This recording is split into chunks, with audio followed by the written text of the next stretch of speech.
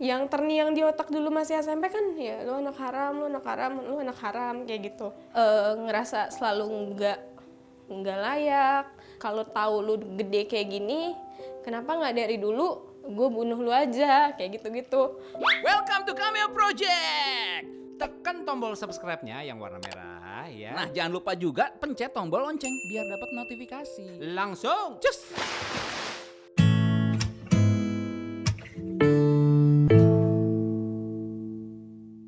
Nama gue Mika Kristina, umur 24 tahun, aku anak MBA yang mungkin secara tidak sengaja aku ada di dunia ini gitu.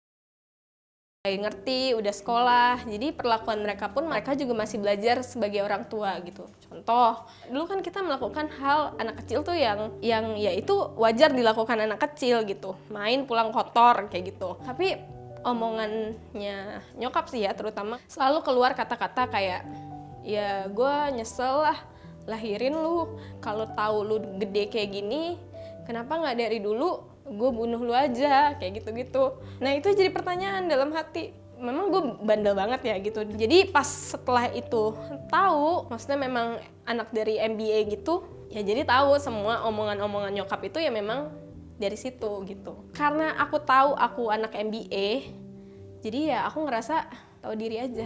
Kayak ya udah aku terima aja gitu.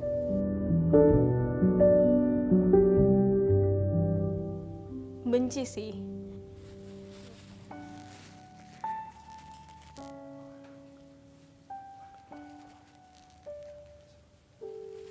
Benci sih, dulu sempet ngerasa kayak kenapa nyokap melakukan hal yang misalnya dulu anak kecil mungkin nggak diperlakukan atau dapat bahasa seperti itulah gitu. Dulu tuh aku tipe yang diem aja, kalau dimarahin mau digebukin aku tuh tipe yang diem gitu. Yang aku tahu ketika aku diem itu semua aku serap gitu, karena aku tipe yang memendam semuanya kayak lu salah gitu ya. Memang apalagi yang bisa kita lakuin kalau memang kita salah gitu.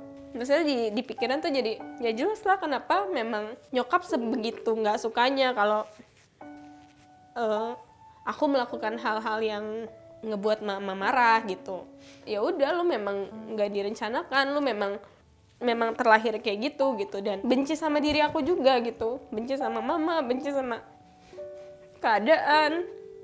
Ya dulu lah pemikiran anak kecil kayak kenapa memang nggak dari dulu aja memang bener dibunuh gitu, kenapa nggak melakukan aborsi aja, kalau misalkan ya lahir pun mereka nggak sayang, kita anak mau ditreat sebagai ya anak mereka gitu yang bener-bener penuh kasih, dimanja.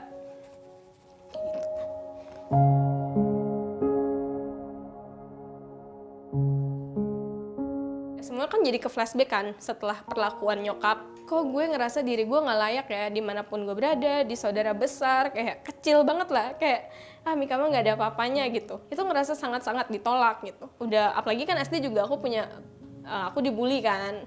Cukup bikin down sampai aku ngerasa ya mencobalah, maksudnya mau mencoba bunuh diri gitu. Aku habis dibully nih sama temen, itu SD kondisinya. Terus SMP juga pernah dibully dan aku benar-benar pernah mau jedotin kepalaku ke tembok sekencang-kencangnya. Aku tuh bukan lebih ke bunuh diri, aku lebih pengen nyakitin diri aku tuh lebih. Minum parfum juga aku pernah sempet. Cuma aduh nggak mau mati kayak gini gitu. Masih sempet kayak gitu.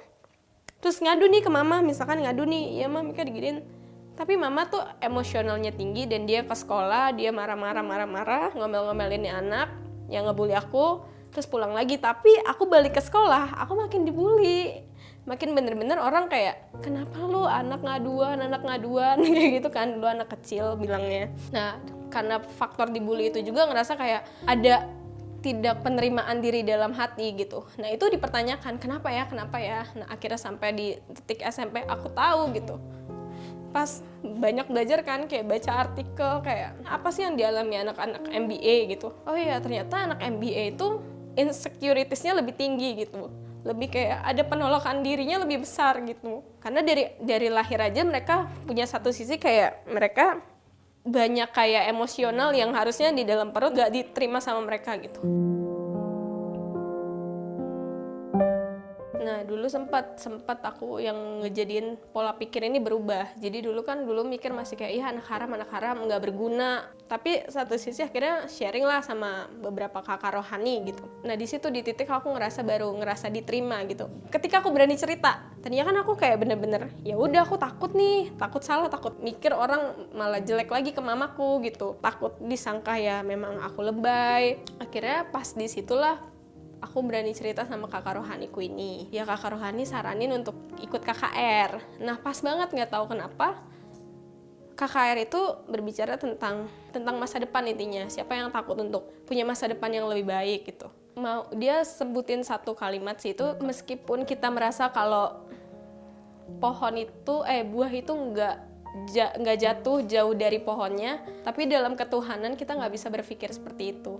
Itu yang ngebuat ngerema dalam kehidupan aku, itu yang ngebuat aku semakin kayak kita akan melakukan kesalahan yang sama, kita akan membuat kesalahan yang sama seperti orang tua kita buat gitu.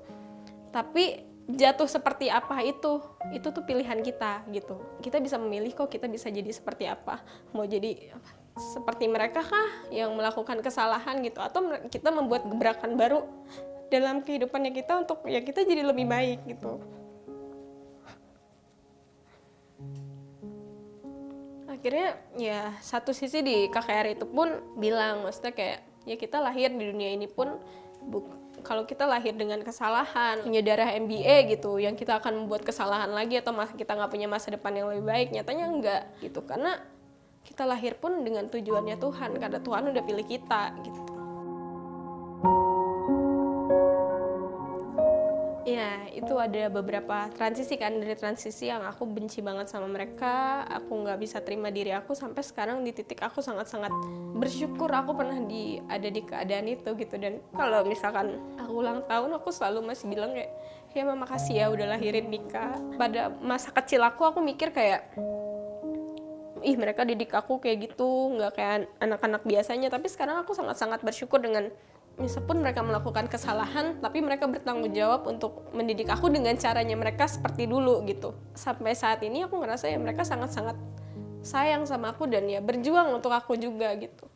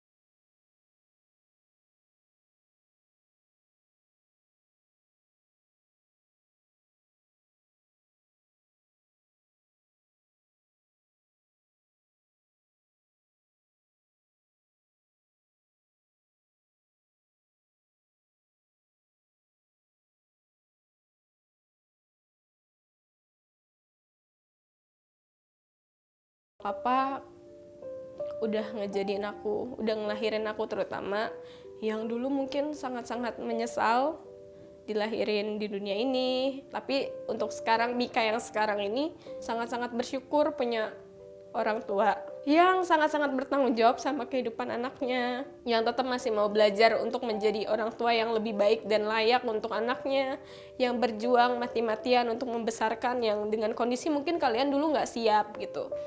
Tapi kalian tetap belajar dan sampai sekarang pun kalian udah menjadi orang tua yang sangat-sangat luar biasa buat seorang Mika, seorang adekku, Muel gitu.